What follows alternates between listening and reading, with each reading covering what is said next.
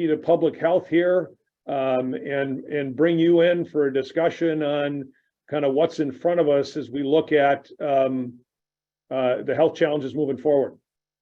Yeah, thank you, Tim. And good morning, everyone. It's an honor to be here with Tim and Chief Norman and with the audience of the MMAC webinar.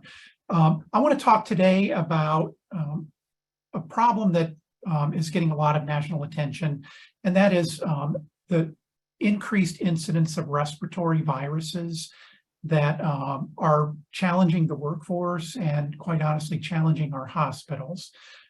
So I'm going to talk about the triple threat of viral surges in late 2022 from RSV, or respiratory syncytial virus, influenza A, and the H3N2 strain is the one that's circulating now, and COVID-19. So if I could go to the next slide, please, Chris. I want to just start by saying these three viruses cause similar symptoms, and the vast majority of people, when they get them, will recover. So we're not trying to strike fear into the heart of anyone. We're just trying to advise people about how to keep you and your family safe and functional during the holidays. So let's start with respiratory syncytial virus. This is one that actually is very challenging every year for us, and that we haven't really talked about much in the past. This is a very contagious virus that typically spreads in the fall and winter. It has two strains called the A and B strain, and causes symptoms similar to the flu, fever. These are usually mild. You can have constitutional symptoms like muscle aches and fatigue, but it also causes lower respiratory tract problems. So you can have wheezing, and it can actually develop into pneumonia in susceptible individuals. RSV in particular affects kids and the elderly. They're the ones that are most at risk. I'll talk about that on the next slide. On this slide, though, I do want to move over to influenza. Most of us have had the flu, and we know the symptoms. It also is caused predominantly by two strains, the A and B strain. There actually is a C strain that causes very mild disease, so we typically don't talk or worry about it. And then a D strain is one that is manifested primarily in cattle, but can be spread to humans. Again, mild disease. So fever, chills, headache, cough, fatigue, muscle soreness, GI symptoms, which you typically don't have with RSV, and predominantly upper respiratory tract symptoms, runny nose, sore throat. It can develop into either a primary or secondary pneumonia with influenza, but typically the symptoms are limited primarily to the upper respiratory tract. This spreads during the late fall and early winter months. We know that. There are many different variants of the A and B strain, and we do have vaccines available annually. Those are customized each year because influenza mutates very rapidly. And so the CDC and the vaccine manufacturers take a guess about what the most likely circulating strains will be, and then they develop a strategy targeting 4 of those strains.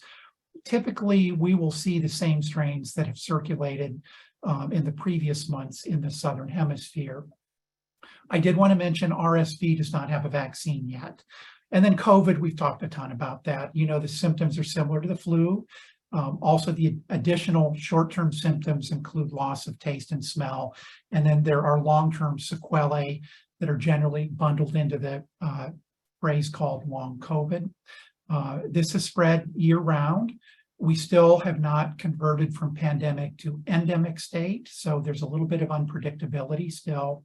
And as we know, there are still new variants emerging, and we do have vaccines available, although those are not annualized yet. We're still trying to catch up with COVID. If I could go to the next slide.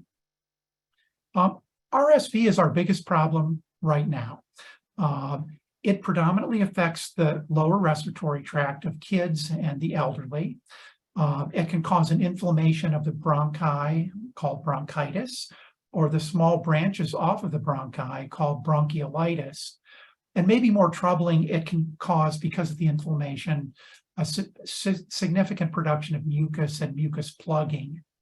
So this is a big problem for adults and kids, over 150,000 hospitalizations per year in adults. This is in a typical year, and 14,000 deaths annually from RSV.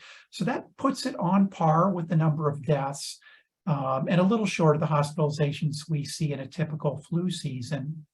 For kids, though, there are 50,000 hospitalizations, over 2 million outpatient visits, and 500 deaths per year from RSV. And we know that kids can be sick and can die from the flu, but they're actually 16 times more likely to be hospitalized with RSV than they are from the flu. And this is the #1 cause of hospitalizations in infants under 12 months. And locally here, we are seeing a surge like they are in many other parts of the country, with a lot of kids in pediatric hospitals and quite a few of them actually in the intensive care units. And children's hospitals are very concerned right now about their ability to provide the best care to everybody, because flu also is beginning to surge in kids. So we do have some concerns about having hospital space available to take care of kids. So I do want to make sure people know there is no vaccine available yet, although there are phase 1 and 2 trials of vaccinating pregnant mothers to confer a passive immunity to kids in the first 6 months of life. And that's actually showing promise, but that vaccine's not available as of yet. Next slide, please. I want to talk about, influenza. We had really mild flu seasons the last 2 years, in part because the primary spread is through the respiratory route. So the mitigations that people implemented to really reduce the spread of COVID-19 had a positive impact on reducing the spread of influenza, masking, social distancing, staying away from crowds. If you're sick, not going to work, all those things actually helped. So flu is still a challenge for us, though, and we are having right now what looks to be the most severe flu season we've had in the last 13 years. Typically causes 9 to 40 million cases annually in the US. A lot of hospitalizations, 140,000 to 710,000 in the years that we've tracked since 2010. Anywhere from 12 to 50,000 deaths per year. And it can impact kids. We've had a low of 37 pediatric deaths from influenza in the last 13 years and a high of over 1,000. The strain that is circulating right now is H3N2. The H and the N actually refer to antigens that decorate the surface of the virus. Neuraminidase and hemagglutinin are the antigens. And this is an influenza A strain that actually causes pretty significant disease. So typically the influenza A is the more challenging one. So the vaccines are mostly targeted against the predominant A strains, and they may have 1 or 2 antigens for the B strains. So again, this is going to be a challenge for us because the H3N2 is the strain that's circulating now. A third of hospitalizations for flu in 2022 have been in kids under 18. This is also a little different. Typically, it's about 10 to 20% of the hospitalizations happen in kids. So this is going to be a pretty strong flu season for adults and in particular for kids this year. Next slide, please. COVID, just want to talk about this a little bit. COVID continues to mutate robustly because there is a fairly high burden of disease in our community, although it's mild for most people. Now that we have folks that have so-called natural immunity from previous infections and people that have had vaccine, either the primary series or boosters, that has really helped to contain the, not the spread, but the severity of illness from COVID-19. We are, though, a little bit cautious about not being, I guess, cavalier about COVID-19. To put this in perspective, we're still having 300 people a day in the US die with COVID-19. Most of them are still dying from as side effects of getting the virus itself. And so put that in perspective, that's twice the number of people dying, 100,000, than we typically have in a bad flu season. So these new variants continue to arise, nothing to panic about, but to follow. And you can see some of them there: BA 2.75, BF7, BA4, BQ, XBB. One of the things that has just happened this week is that the Omicron strains of BA4 and BA5 are waning, and now they are not the majority of the circulating strains. One of the things we're following is something called convergent evolution. All these different strains are trying out different versions of themselves and coming up with similar solutions. And some of them are recombining. So pieces of one virus are getting inserted into another. What this has resulted in is continuing small increases in the transmissibility of COVID-19 and some concerns about potential escape from vaccine or natural post-infection immunity. What I would say so far is the protection that we get from previous infections and the protection that we get from vaccinations is still pretty strong. So, we still encourage people, if they're willing, to get boosted.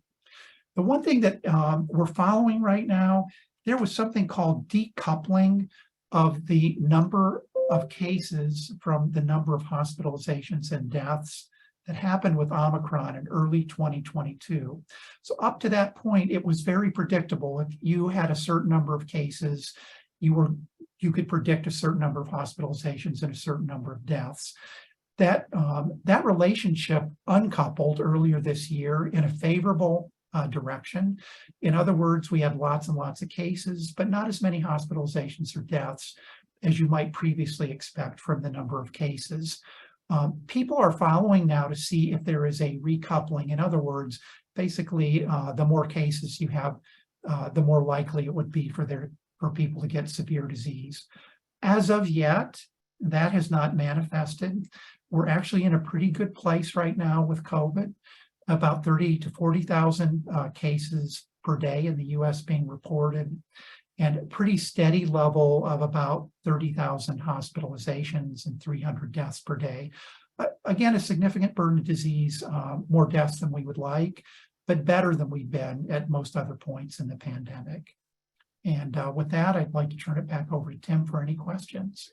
Yeah, there's a couple questions that have come through, Dr. Raymond, as you can see in the chat. One is about when you talk about elderly, is that a static age or a condition, or how is elderly defined? Yeah, it's a really good question. I guess it depends on the virus, but typically people over 60 start to see an increased morbidity and mortality from the flu, from RSV, and from COVID-19. All these viruses that are spread predominantly through a respiratory route. So our strategies would be to focus on people that are most at risk. So kids for RSV and the flu, adults for all three of the viruses, and people that are immunocompromised or have comorbid conditions for COVID, like heart disease, cancer, rheumatological disorders, kidney diseases. And so what that means is those people should probably, and folks around them, might want to consider extra precautions. And Chris, if we can go to the next slide, these are precautions that people have already heard about and have thought about going forward. And those would be, I think Chris is going to pull those up, simple things like avoiding contact with individuals who are visibly ill. In the workplace, avoiding presenteeism. So if you're sick and you're working with other people, either work from home or don't go into work. Social distancing, hand and surface hygiene are particularly important for RSV and for the flu. It's clear that those can be transmitted pretty easily through touch and through contact with infected surfaces. Masks if you're in close contact with an infected individual, or if you're engaged in high density, prolonged, high intensity, close proximity contact with lots of people. Vaccines for COVID and influenza, which are available. RSV is being developed and probably will be on the market next year, but not this year. And then for employers to think about environmental mitigations, HVAC, disinfection, and maybe at least in this time of year to prevent spread of RSV and influenza, to think twice about having community food sharing. Mm-hmm. You talked about the predominant flu. Is it covered by this year's flu vaccine? I think you mentioned it was. It seems to be, but it's still early in the flu season. And one thing that people need to understand, that flu really mutates pretty quickly, and our vaccine makers take their best guess. And that's why they have 4 different components to try to cover the most likely strains. But the effectiveness at preventing transmission is generally pretty low, on the order of 25 to 50%. The benefit that you get from the annual influenza vaccination, when it works well, is to prevent severe disease. It has modest effects on transmission, but it mainly is to prevent disease. And to put that into perspective, the COVID vaccines still are giving you a small residual protection from transmission, but the primary benefit of the COVID vaccine is to prevent severe disease, hospitalization, and death. And where are we now on kind of the iteration of the COVID vaccine? And I realize it's tough to ask you specific health questions for a general answer, but where are we on kind of the progression of COVID vaccines and your thoughts or recommendations for people in terms of getting boosted? Well, this is really tough. I think Yeah. you know that, Tim, that there is a lot of anti-vaccine concern. Some legitimate, and the scientific community needs to try to deliver clear messages about the risk profile and the benefits of these vaccines. But some, quite honestly, that continues to take hold primarily in social media, not really well-founded or exaggerated. The general recommendation is that the more vulnerable you are, the stronger the recommendation is that you should be vaccinated for these common diseases, including COVID-19. We're not at a point where we're recommending annual boosters for COVID-19. Again, we're not yet in an endemic state where there's predictability of what's going to happen going forward. It's likely that there will be a recommendation for an annual COVID vaccine going into the future. But there's still good evidence that our immune response and the protection we get from previous infections and vaccination does diminish over time. And for vulnerable people, we're still recommending that they get boosted. Novavax now has been approved as a booster. And that's something that people may want to consider if they're concerned about RNA vaccine technology. The Novavax vaccine uses older technology for which the side effects are probably a little bit better characterized. But, you know, one of our problems here is we have pretty low vaccine uptake for the COVID boosters. And there's been a ripple effect where kids aren't necessarily getting the traditional immunizations at the same rate that they were in the past. And that could pose challenges for us in the future. And a couple of questions here. I'm assuming that the boosters are being updated for the latest variants. Yeah, the latest boosters are targeted at a mixture of the original strain that was circulating in China in early 2020, but also some of the Omicron strains. And there's good coverage for BA4 and 5, and at least in a test tube, still continuing good coverage of all these emerging Scrabble variants that I talked about earlier. And it's likely that if in the long run, it's shown that these vaccines that are tailored to the currently circulating strains give you a better benefit than the older versions of the vaccines, that we'll see something similar to the flu where they customize the vaccine for each year and each season. And is there a recommended length of time if somebody's come down with COVID, you know, recently? Is there a recommended length of time between that and when you would get a booster if you want to in the future? Well, as always, consult with your doctor, but the general recommendation is you probably should wait 2 to 3 months after having a documented COVID infection before you get a booster. You're going to have some natural immunity. I actually don't like that phrase because anything that activates your immune system causes a natural response. But post-infectious immunity, wait 2 to 3 months before getting your booster. I guess a question here too, are other parts of the country seeing an increase in polio cases? And what about here? I'm not aware that we've had a significant number of polio cases here. In some of the higher density population centers, some strains of polio that are typically milder than the ones that we were dealing with in the 30s, 40s, and 50s are circulating. There still is a pretty significant protection that we're getting from the large majority of our population that have had polio vaccinations. But that herd immunity is going to diminish over time because kids aren't getting vaccinated for polio necessarily at the rate they were before.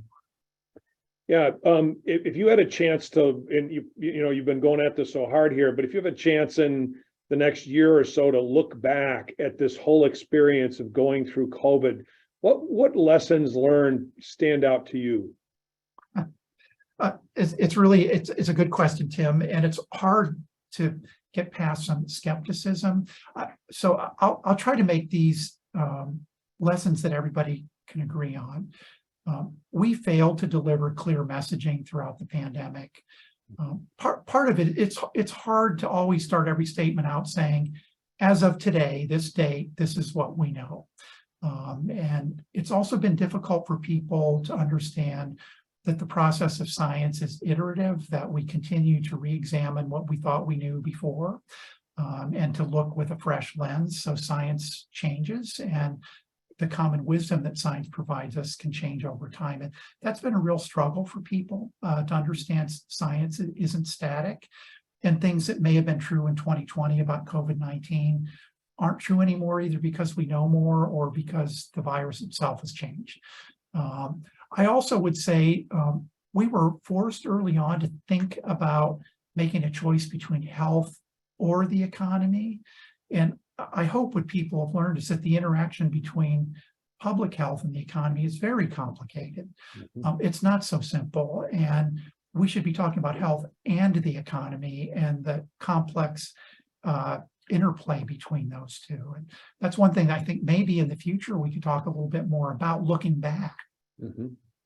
And let me throw one last question at you in the time we have here, because it's a little bit of the health and economy. And so as we start to look at the supply chains that we rely on here across the world coming back, we're still challenged in China with how they're approaching COVID. And I'm interested in your thoughts about how they're dealing with it, because it certainly has a continuing ripple effect on the world's economy, whether that's getting iPhones or doing business there. And it's a very, I would say, unique way to attack the challenge. Yeah, I think early in the pandemic, before we had vaccines, before we knew a lot about COVID, before we had Paxlovid, it made sense in the short term to have what I would call shutdowns, where you were limiting the numbers of people that would be out interacting with each other. That's not a good long-term strategy. It doesn't work. First of all, people get fatigued. It creates divisiveness and isolation that doesn't benefit people. And you typically should deploy those early in a pandemic when you actually have the opportunity to contain a pandemic. Once the cat's out of the bag, I don't think a zero tolerance policy works, and it certainly won't work in a democracy. And from my view, it's actually not working that well in an authoritarian leaning country like China. So I personally don't think that it's been good for the economy, or quite honestly for the health and well-being of the people there, because their population is largely vaccinated as well. Yeah. Well, Dr. Raymond, again, I want to thank you very much for your time. We always appreciate it, and always appreciate and respect the gracious way in which you answer questions from all across the spectrum on what is a very challenging health topic for all of us to understand. Thanks, Tim. All right. Well, thank you very much. Enjoy the rest of your day.